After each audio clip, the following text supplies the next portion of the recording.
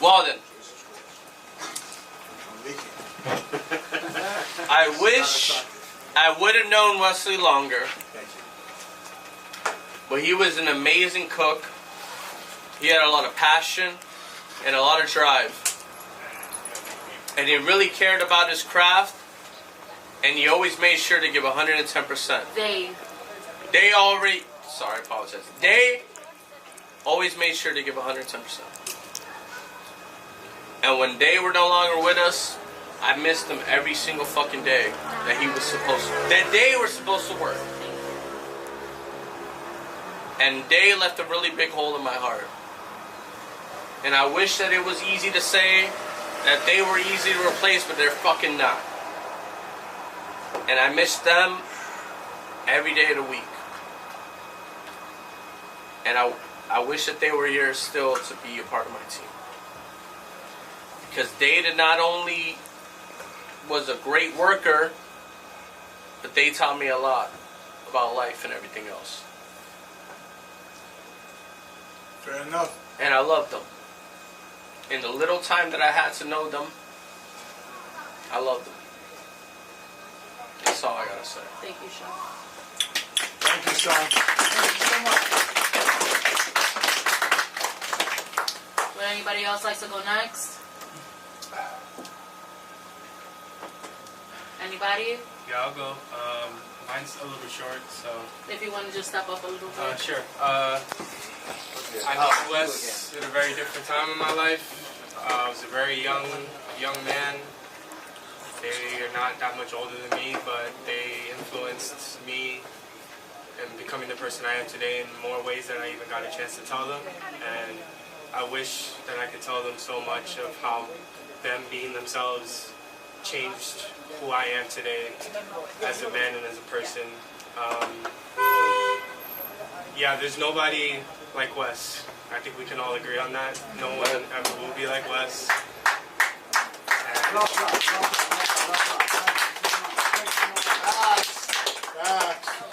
I think all I can do right now is get fucked up in Wes's name because I feel like they would love that.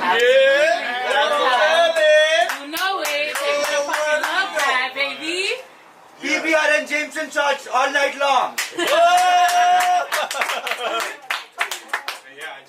I just hope we all take the little happy memories we have and just try to build on that in our own lives, and that's all we can do. So, to Wes, you know. Thank you, man. I appreciate it. Let's go! Wes was one of a kind. Their loyalty, their drive, their goals, their dreams was something that they often expressed to me. They, when I needed them the most, Thank you. that's when they showed up. They were honestly somebody who, loyalty was the definition of Wes. As a friend, and as somebody who, though they were younger, I could learn from them. There's not a day that goes by that I don't miss them. And he's honest. They're honestly a huge impact on my life. And they have a constant reminder everywhere I go, whatever I do, and everything that I see, they're there. I just want to say that I love them with all my heart. And they're one of the best friends a guy could ever ask for, honestly.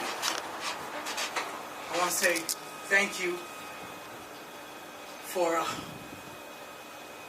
loving me the way that they did.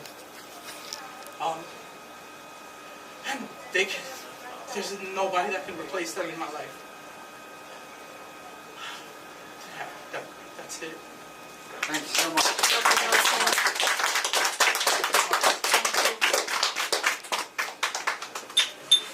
Would anybody else like to say anything? Calíban, the other L'Angelle.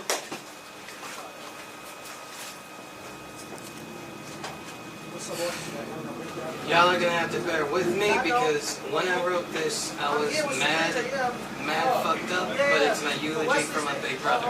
That's all right. No judgment. I get that way. Once or twice again. Hey, Fit. Hey, what's up? Sorry, Mike.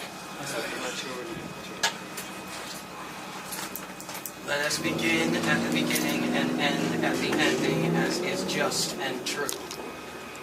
Once upon a time, there were two brothers, bound by blood and by spirit, creativity and compassion, music and mania. These two characters grew in separate worlds as different as daylight and darkness, virtue and evil. The elder sibling was a warrior, a brawler, and above all, a lover of good food, rare spirits, and the camaraderie one discovers when working in kitchens and taverns. This elder sibling was reared in a sprawling, shining metropolis, one riddled with lunacy around every corner. Yes, the multiverse slapped the older brother around and made them somewhat jaded. Yes, the world at large wasn't friendly or fair to the elder sibling. Yes, the elder sibling favored sipping alcohol to drinking water most days. But none can dare begin to say that the elder sibling didn't have a heart of gold or the strength of a jaguar, because they did. Absolutely. They were a ronin, a wandering samurai with no master to call their shots, living by their own decisions and whims, footloose and fancy-free, as the elders of our time like to say. The serpent-tongued witch who birthed Wesley L'Angelle had another child 2 years after the elder sibling was given the blessing of life. The smaller sibling was given to a family from a diminutive farm town a few regions of the map away, and while the elder sibling wandered the world seeking both their purpose and their place, little did the elder realize that their other half was hunting for them day and night. Years came and went. The younger sibling eventually reached out to a heartless old witch who spoke primarily in lies, her tongue dripping with venom, her presence acidic to any who were brave enough to enter her domain. With the scream of a harpy and the gesturing of a clawed hand, the mad old biddy sent the wandering bard on a seemingly fruitless journey, encountering a family of charlatans who told nothing but falsifications of past events and ultimately slammed the door in the face of the young nomadic storyteller. It seemed as though all hope was truly lost. Swallowed by emotional turmoil, heartache, endless rivers of lies poisoning their now fragile as sea glass mind, and the uncertainty as to whether or not they would meet their sibling in this or any other lifetime, the younger sibling fell into hopelessness and despair, surrounded themselves with false allies and those who only saw the younger one as a means to an end. Until one unexpected day, the bard met a new member of the party. A tough-talking, hard-walking, slicker than snake oil, radiant enchantress from the rough half of the map. Hair that was split clean down the center, one half the color of seagrass, the other black as the midnight sky. It was her divine intervention and presence that led the bard to flee the demons in disguise that mistreated them in the West, and seek refuge in this labyrinthine mixture of brownstones, skyscrapers, burned-out tenement flats, and one-of-a-kind, out-of-the-way watering holes. It was her magic that allowed the brothers to finally meet face to face. It was her love for the elder sibling that reunited a family torn asunder by a hateful old crone of a witch that never wanted male children. It was her devotion to the elder sibling that kept them alive for as long as they were. I owe Sabrina, Lynn, Rosa a debt I can never pay back for keeping my brother safe and sound all this time. Even when they acted like a tonto, a cabron, hijo de perra, or even a baboso, you stood by and waited for them to come to their senses and help them walk home half alive and babbling drivel.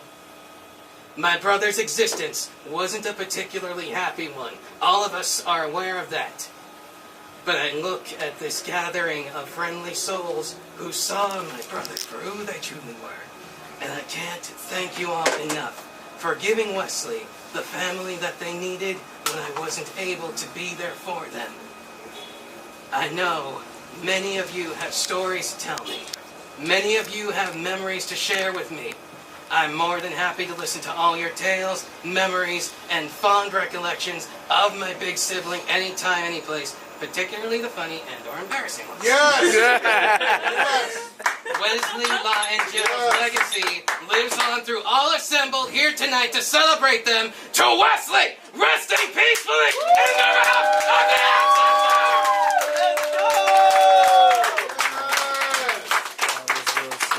So I don't know if I can top that, but That was real shit. I need a drink. That was real shit. That was I real really, shit. I really don't know if I can top that. But I shit. spent a good 4 years with Wesley, and it was tumultuous, but I can't say that it was entirely bad.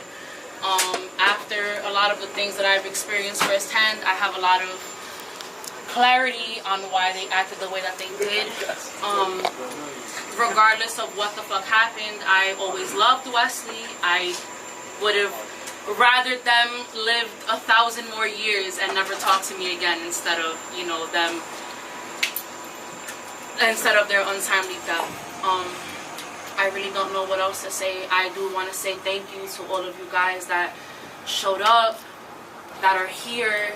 Like, it means a lot because I know that Wesley touched a lot of people's lives, and I know that we had a lot of mutual friends. The mutual friends that are here that were affected by Wesley, I thank you guys so very much for showing up because it means a lot. For the people that we didn't really get to have a connection until then, I hope that we can have a very beautiful friendship from here on out because I miss Wesley too. Me and Wesley had a life together. Me and Wesley wanted to have a future together. And, you know, unfortunately that isn't the case. I just really hope and I pray that after today we can breathe a little bit easier. We can, you know, find some peace within ourselves and have some closure since this is a funeral that we never got to have a month ago. So thank you all for